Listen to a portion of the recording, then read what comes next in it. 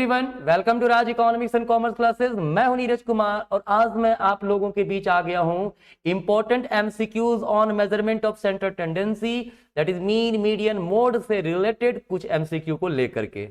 ये काफी ज्यादा इंपॉर्टेंट है जो क्लास 11 का जैक और सीबीएसई का एग्जाम दे रहे हैं, लेकिन जरूरी नहीं है कि वही लोग ये वीडियो देखेंगे। जिनको भी मेजरमेंट ऑफ सेंटर टेंडेंसी देखना पढ़ना है वो लोग सभी इस वीडियो को देख सकते हैं। ये आपके एग्जाम में काफी ज्यादा हेल्पफुल रहेगा, है ना। तो चलिए पहला क्वेश्चन देखते हैं। विच of the following is not a measure of centre tendency. देखिए, जब भी मेजर ऑफ सेंटर टेंडेंसी की बात करते हैं तो 5 है इसमें। कौन कौन सा है? अरिथमेटिक मीन, जिसको हम लोग मीन बोलते हैं, मीडियन, मोड, ज्योमेट्रिक मीन, और एक होता है हमारे पास हार्मोनिक मीन। तो विच of the following not a measure of centre tendency, तो भाई रेंज नहीं ना होगा, यही हमारा आंसर हो गया, ठीक है ना। नेक्स्ट क्वेश्चन कहता है the arithmetic mean of a set of 100 observation is 50। क्या कह रहा है? कहता है the arithmetic mean of a set of 100 observation. देखिए 100 ऑब्जर्वेशन है, ठीक है। तो मान लीजिए हमारे पास n बराबर कितना है? 100 है, ठीक है ना, कोई दिक्कत नहीं। उसका जो अरिथमेटिक मीन है वो कितना है? वो हमारा है 50। क्लियर है? कहता है if each observation is increase by 2 then the new mean is. तो इसको ना आपको सीधा दिमाग लगाना, एक तो फीचर प्रॉपर्टी से भी आप याद रख सकते हो, प्रॉपर्टीज में है, लेकिन एक सिंपल एग्जांपल आप लोग को मैं दे देता हूं। जैसे x हमारे पास एक वैल्यू कुछ दिया हुआ है, कितना है? 5, 10, 15, 20, 25। इसका मीन क्या होगा? सबको जोड़िए तो 25, 20, 45 और 15, 60 हो गया। 60, 10, 70, 75। 75 बाय 5 कितना हो गया? कितना हो जाएगा? ये हो जाएगा हमारा 15। क्लियर है? अब देखो ध्यान से, मैंने क्या क्या सब में 2 बढ़ा दे रहा हूं। मैं सब में क्या क्या 2 बढ़ा दिया, तो x क्या हो जाएगा अब? 7, 12, 17, 22, 27। तो यहां पे मीन क्या होगा? जोड़िए तो सबको। 7, 2, 9, 7, क्या बोलते हैं, डायरेक्टली जोड़ दे रहा हूं मैं, ठीक है। 27 और 22 हमारा हो गया 49, 49 और 7 56 और 10 66, 66, 78, 78 और 7 78 और 7 हो गया 85। डिवाइड के किससे? 5 नंबर है तो कितना होगा? 17 होगा। मतलब क्या हुआ, जब मैंने सारे वैल्यू में 2 जोड़ दिया तो मीन भी 2 बढ़ गया। इसमें 15 था, इसमें 17 है। तो अगर कोई नंबर हर ऑब्जर्वेशन में ऐड किया जाए तो मीन उतना ही बढ़ जाता है। ये प्रॉपर्टी है, बट मैंने समझाने के लिए कर दिया है, ठीक है। तो आंसर क्या होगा? 52 हो जाएगा। 52 क्लियर है ना। चलिए थर्ड नंबर क्वेश्चन हमारे पास है, कहता है the sum of deviation of the observation from their mean is. ठीक है, देखिए अगर ऑब्जर्वेशन मान लीजिए x है ना, तो कह रहा है sum of deviation of observation from their mean. Deviation का मतलब x माइनस एक्स बार, इसका सम क्या होता है? ये प्रॉपर्टी है, अरिथमेटिक मीन का प्रॉपर्टी है, हमेशा इक्वल टू 0 होगा। Sum of deviation of observation from the actual mean is always equal to 0। Answer होगा ए, ठीक है। चलिए क्वेश्चन 4 हमारे पास है, कहता है the arithmetic mean of these items 10, 15, x, 20, 30 is 20, है ना। मतलब जो मीन होता है x बार, ठीक है, क्या होता है?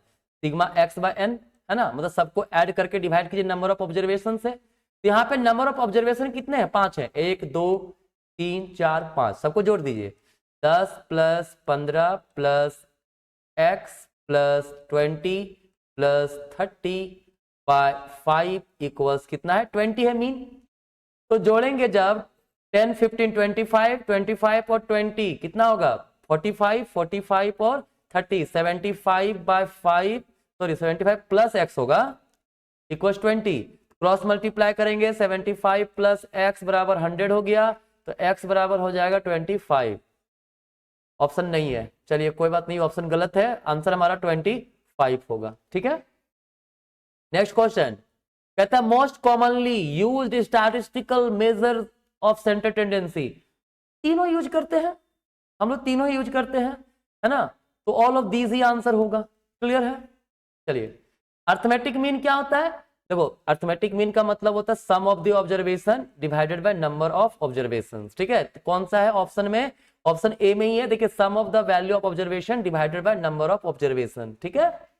Next, the arithmetic mean of 6, 10, x and 12 is 8। फिर से वैसा ही क्वेश्चन है, तो 6 + 10 + x + 12 बाय 4 टर्म है, तो 4 इक्वल टू कितना है 8 दिया है, सॉल्व कर लीजिए।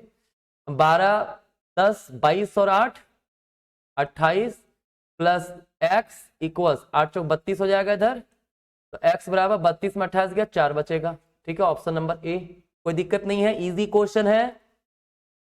कहता है which of the following is a type of mathematical average. देखिए जब मैथमेटिकल एवरेज की बात करें हम लोग, है ना, और एक पोजिशनल एवरेज होता है, ठीक है, क्या होता है पोजिशनल एवरेज, ठीक है। तो मैथमेटिकल एवरेज में आता है आपका mean, geometric mean, harmonic mean, ठीक है। पोजिशनल मीन में क्या क्या आता है, मीडियन, मोड, क्लियर। तो यहां पे पूछा है कि मैथमेटिकल एवरेज कौन सा है, तो मैथमेटिकल एवरेज हमारा क्या होगा, नन ऑफ दीज होगा, क्योंकि तीनों के पार्टीशन वैल्यू भी आता है उसी में, ठीक है, पोजीशन के बारे में बात करता है वो, है ना। तो हमारा आंसर नन ऑफ दीज होगा इसमें, क्योंकि मीन या ज्योमेट्रिक मीन, हार्मोनिक मीन नहीं दिया हुआ है, ठीक है।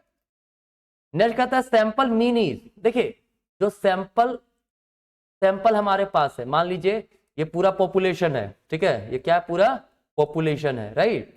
इसमें ये छोटा पार्ट जो है हमारा सैंपल है, ठीक है। तो सैंपल मीन को क्या बोलते हैं, सैंपल मीन जो है उसको हम लोग बोलते हैं स्टैटिस्टिक, क्या बोलते हैं स्टैटिस्टिक, ऑप्शन नंबर बी। अब अगर पॉपुलेशन का मीन हो तो क्या बोलेंगे, उसको बोलते हैं पैरामीटर, क्या बोलते हैं पैरामीटर। देखिए नेक्स्ट क्वेश्चन वही है, पॉपुलेशन मीन इज क्या है पैरामीटर, क्लियर। सैंपल मीन क्या होगा स्टैटिस्टिक होगा, और पॉपुलेशन मीन क्या होगा पैरामीटर होगा, ठीक है। Question 11, the elimination of extreme score at the bottom of the set has the effect of, क्या करेगा लोअर करेगा राइज करेगा, मीन को कोई इफेक्ट नहीं, बोथ होगा, देखते हैं। देखिए हमारे मान लो 1, मान लो 2 है, 4 है, 6 है, 8 है, 10 है, ठीक है। इसका मीन अगर निकाला जाए क्या होगा, 10, 8, 18, 6, 24, 24, 28, 30, 30/5 मतलब 6 आएगा मीन हमारा, ठीक है। कहता है एक्सट्रीम वैल्यू यहाँ पे 2 और 10 है, तो बॉटम से मतलब नीचे से हटाना है, तो क्या बचा हमारे पास 4 + 6 + 8 + 10, इसको हम लोग 4 से डिवाइड करेंगे, क्या होगा 18, 6, 24, 4, 28, 28/4 7 आएगा। मीन क्या हुआ बढ़ गया ना 6 से। तो अगर जो स्मॉलर वैल्यू है उसको हटा दिया जाए डेटा सेट से, तो क्या होगा मीन का वैल्यू बढ़ जाएगा, ठीक है ना।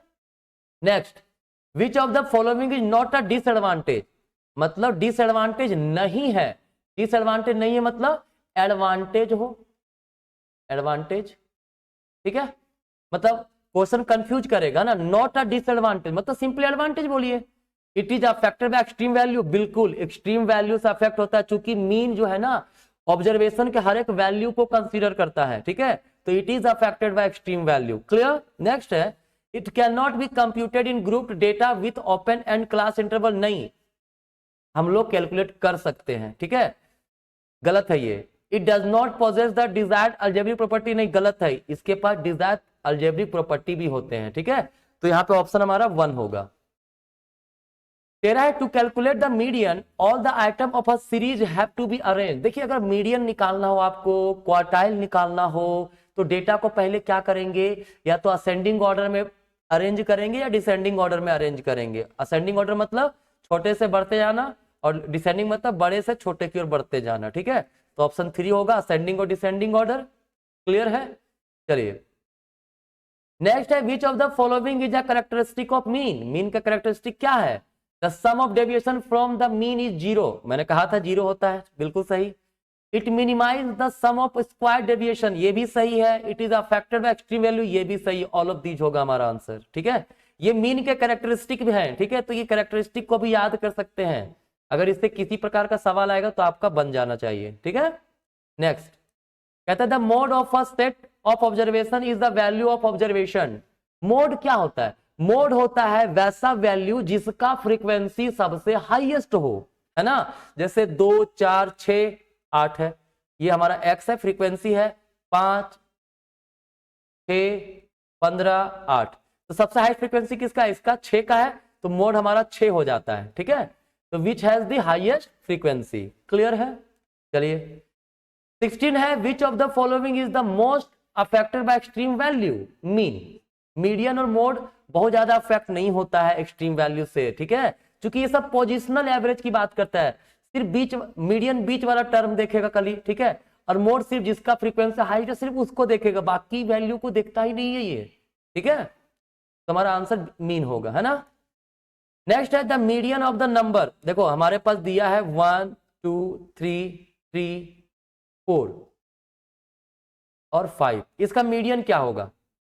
तो इसका मीडियन है ना, देखो n+1/2s टर्म होता है, तो यहाँ पे n है हमारा 6 टर्म है, ठीक है, तो 6 + 1 7/2 मतलब 3.5 टर्म।